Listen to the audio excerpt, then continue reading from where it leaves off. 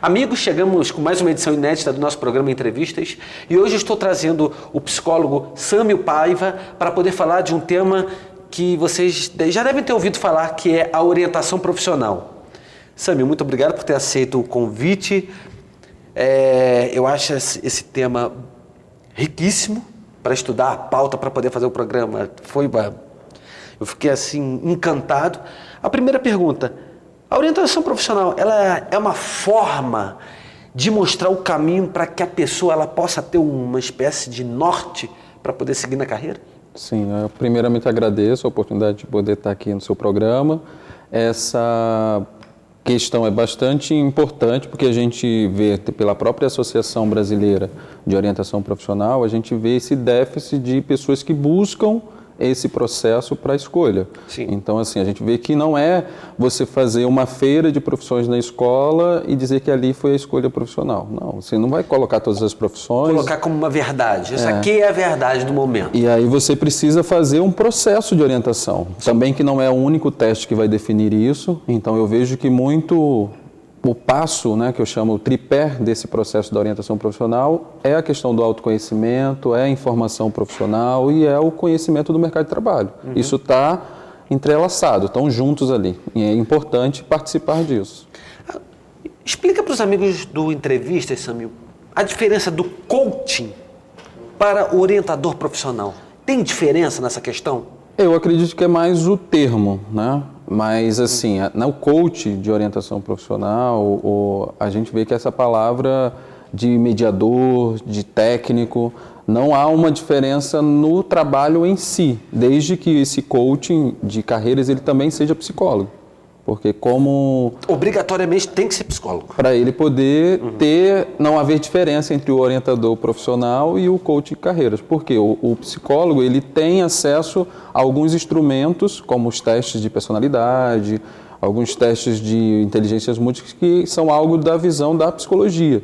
E você, como coach, você vai ter alguns instrumentos também para ser utilizado. Só que você não pode utilizar alguns instrumentos que pertencem aos psicólogos.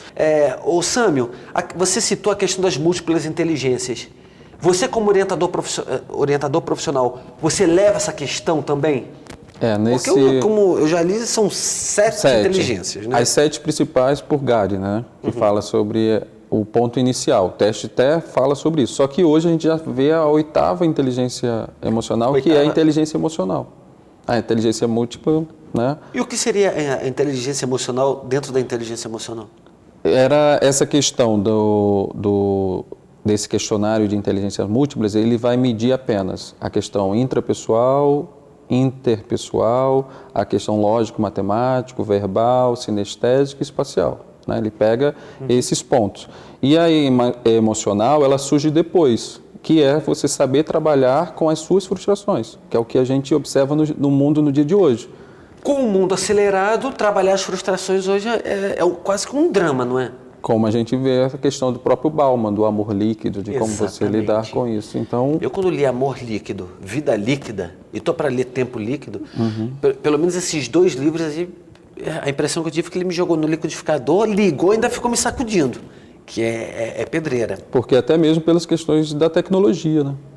Às vezes essa vida solitária, de você ver no outro que está sempre muito feliz porque posta as coisas que acessa e isso abala muito a juventude, principalmente hoje. Aí entra uma questão que eu vi no stories de um jornalista famoso, um jornalista que cobre celebridade, que uma vez fez um story no Instagram, os prantos, e falando de algumas questões, aí ele terminou falando assim: não, porque eu estou mostrando a vida real, porque isso aqui não é só felicidade. Eu achei aquilo muito interessante. Sâmio, como compreender o processo de ajuda na questão da orientação profissional? Primeiro, isso conta muito? Não pode ser uma questão imposta pelos pais, que ele tem que fazer. Então, eu digo que a orientação profissional ela não é terapia, por mais que seja feito pelo psicólogo. É uma coleta de dados, onde a gente vai iniciar pela própria história do nome. Qual o significado do seu nome, quem foi que te deu esse nome, como era a estrutura familiar, o que eles esperavam de você na sua chegada. Então, às vezes... Isso conta bastante? Eles, às vezes, não sabem quem ele é. né? Quais são as suas origens, muitas das vezes. Então, um dos pontos que eu trabalho durante o processo seria essa questão do autoconhecimento. Então, é de dentro para fora o processo da escolha profissional. Então, nos o terceiro primeiro encontro de 50 minutos, quando eu faço com eles, é mais voltado para essa questão do autoconhecimento. Depois que a gente começa a trilhar as âncoras das profissões, um teste de dinâmicas profissionais que a gente vai observar que não existe só a área de humanas, exatas e biomédicas ou saúde, a gente vai ver que existe 12 áreas de atuação. Quais são essas 12 áreas de atuação que você pode falar aqui no programa? A gente vê, como por exemplo, né, esse teste é dividido em duas partes, que é o teste de dinâmicas profissionais. A primeira parte, eles têm 144 afirmações, onde eles vão dizer se eles detestam aquela afirmação, gosta pouco. Assim, você controlar um almoxerifado. Às vezes eles nem sabem o que seria um almoxerifado. Eu não tenho o menor saco. E aí eu digo para eles assim, é igual um depósito, você tem um controle de... Aí já olha, opa. Não quero essa parte administrativa, não quero organizar as coisas. Então as pessoas já botam ali, detestam. Ser músico de uma banda. E às vezes dizem, mas eu não quero cantar. Eu estou dizendo, ser músico de uma banda. Você pode cantar, você pode tocar um instrumento. Então às vezes é aquele olhar obtuso, às vezes só vai preso àquela ideia. E aí eu tento com eles, olha, qualquer dúvida a gente vai tirando e ampliando esse olhar. Às vezes pede sobre questões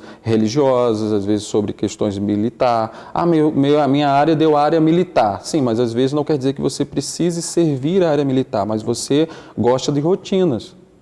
Não é necessariamente que você tenha que... Aquilo ali é apenas um caminho. Então, às vezes, vamos dizer assim, eu me baseio das 12, eu me baseio nas 3 primeiras mais altas. E nas 3 primeiras, vamos dizer que deu a área de ar livre, a área de assistencial e a área científica. E aí eu observo qual o curso que geralmente apresenta nas opções ali. Por exemplo, o curso de nutrição. A pessoa pode estar envolvida ligado na área... ao ar livre? Na parte da assistencial, porque vai ajudar o outro, na questão científica, que eu posso me envolver na pesquisa, nas coisas, e na área do ar livre é que a gente pensa na nutrição esportiva.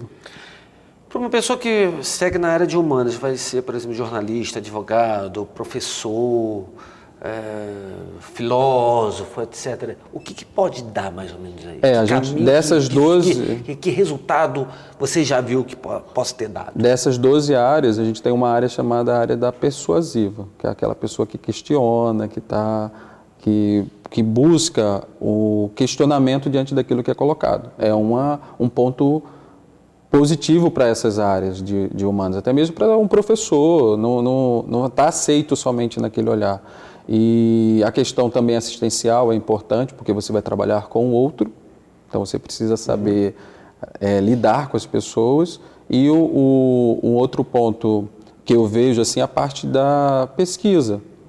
Até mesmo na parte literária, quando dá para quem vai fazer direito, que é importante ter o conhecimento dessa parte.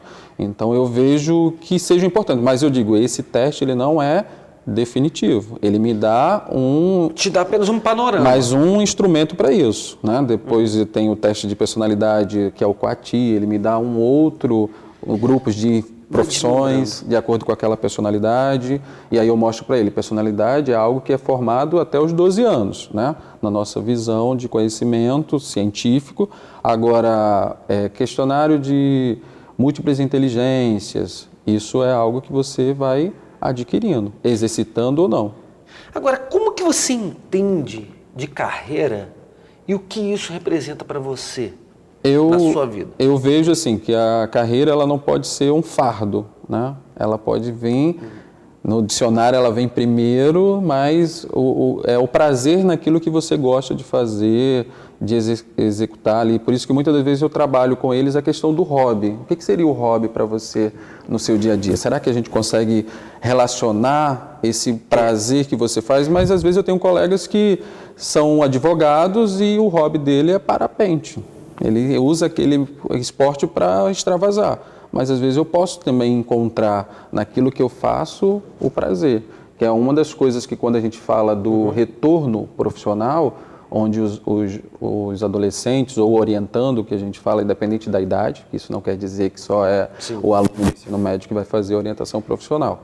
né? A gente pode encontrar outros meios. Então a gente vê que a idoneidade dessa questão de prazer naquilo que faz é o essencial. Só que muitas das vezes a gente quer para agora, e não é. É com o tempo que você vai construindo isso. É curto e médio prazo, ou longo prazo também, que se leva... Porque a gente vê que a questão a gente pode ter isso inicialmente como uma característica das âncoras das profissões, que é você escolher ou o estilo de vida, ou se você é uma pessoa mais empreendedora, se você é uma pessoa mais generalista, ou técnico funcional, ou voltado para uma parte mais de segurança e estabilidade, que é um outro teste que eu utilizo, as âncoras das profissões. Que aí vai pontuar a questão dos concursos públicos. Quando a gente pega que a pessoa deu, vamos dizer assim, a área de estabilidade financeira ou segurança naquilo. Ele não é aquela pessoa que vai colocar o pé numa instituição que... Não vai querer, por exemplo, pular do trapézio sem ter aquela rede, né? Não vai. Eu vou ganhar pouco, mas o garantido. Mas é aquele que diz assim, eu não quero vínculo com uma empresa. Então, a pessoa mais flexível. Mas hoje, você saindo da faculdade... Os tempos mudaram, não mudaram? Mudaram. Você não tem como dizer, como na época dos meus pais, dos meus avós, que você fazia uma faculdade e dizia que ela era para o resto da sua vida. Hoje em dia, você pode ter essa graduação como ponto inicial, daqui a pouco você surge uma outra oportunidade, você queira complementar, mas não é perda de tempo. Não é visto mais isso pelos jovens hoje, que é como uma perda de tempo. Eu fiz pedagogia e agora eu decidi fazer direito. Mas uma pode complementar a outra. Existem limites no trabalho como orientador profissional? Eu acredito que, tendo a permissão daquele que quer participar, nunca eu decido que eu vou dizer o que ele tem que fazer no final. É um processo dele, é interno. Eu estou ali só estimulando. Você é apenas o fio condutor. Você vai mostrando o caminho, vai para aqui, vai para ali. Vou mediando, motivando, dizendo assim, é isso mesmo que você quer? Muitas vezes chegam para mim e dizem assim, eu já sei o que eu quero, mas meu pai quer que eu esteja aqui. Aí eu disse assim... Nós vamos entrar nessa questão no próximo bloco. Não é isso. Essa questão da família. Através do seu trabalho, Sâmio, você pode evitar fracassos na carreira de uma pessoa, ou essa questão ela está totalmente atrelada e responsável caso não dê certo? É o que eu digo, a orientação profissional é uma coleta de dados. Se a pessoa não é verdadeira naquilo que está sendo posicionado, até mesmo como coach de carreira, que trabalha também com essa ideia de anotações das coisas dos dados, então eu digo que não é da responsabilidade do orientador. A escolha final é do orientando, é daquele que está fazendo o processo, onde a gente diz, muitas das vezes a gente identifica no processo que a questão emocional impede aquele processo de escolha. Gera bloqueios também? Também, onde a gente pode observar que eles ficam limitados às vezes por uma história ruim na sua vida acadêmica. Não sou bom em matemática, então eu não posso fazer engenharia. E não é isso. Aí eu, por exemplo, sempre tive horror à matemática. Sempre tive horror, pavor. Já ia para aula de matemática, adorava meus professores de matemática, adorava mesmo. Mas para assistir uma aula de matemática, para mim era penoso. Era penoso. Sâmio, nós vamos fazer uma parada, nós vamos para um rápido intervalo comercial e voltamos já para podermos continuar a desenvolver este assunto que é orientação profissional. Voltamos já.